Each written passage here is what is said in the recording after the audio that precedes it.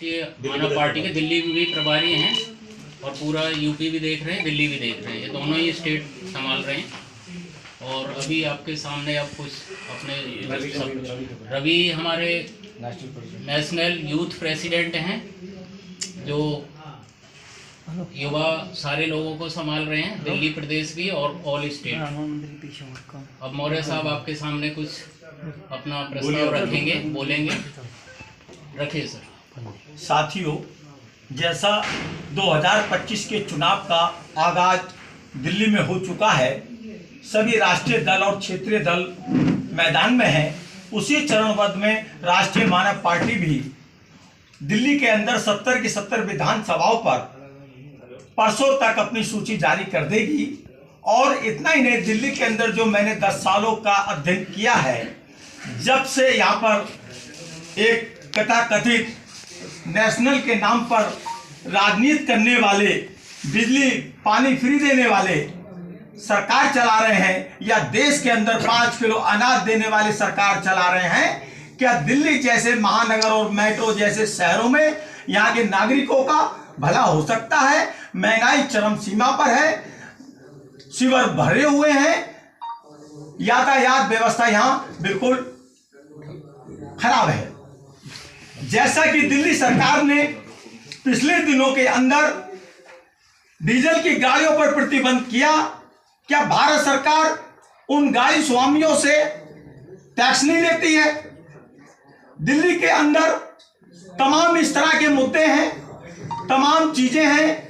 जैसा कि दिल्ली के अंदर सभी राज्यों से लोग निवास करते हैं, यहाँ पे गुजरात से भी निवास करते हैं, उड़ीसा से भी निवास करते हैं, उत्तर प्रदेश भी से भी करते हैं, बिहार से भी करते हैं, आंध्रा से भी करते हैं, तमिलनाडु से भी करते हैं, तेलंगाना से भी करते हैं। यहाँ पर तरह तरह की मनताएं हैं, भेदभाव हैं, तरह तरह के शंकाएं हैं।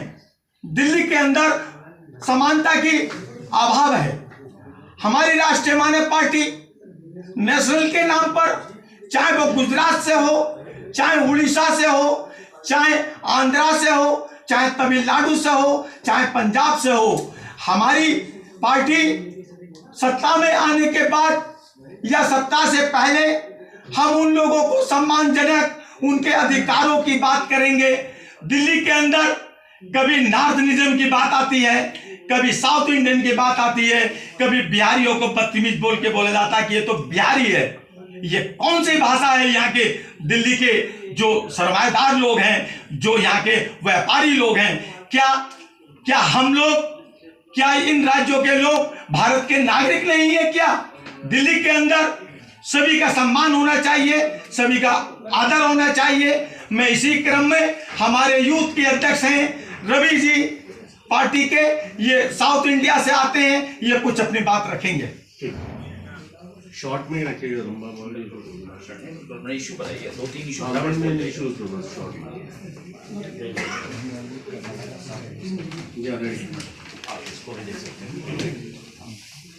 नमस्कार, मैं टीएम रविशंकर नायक। सबसे पहले धन्यवाद करना चाहूँगा हमारे राष्ट्रीय मानव पार्टी जिन्होंने मुझे इतना बड़ा मौका दिया बोलने का।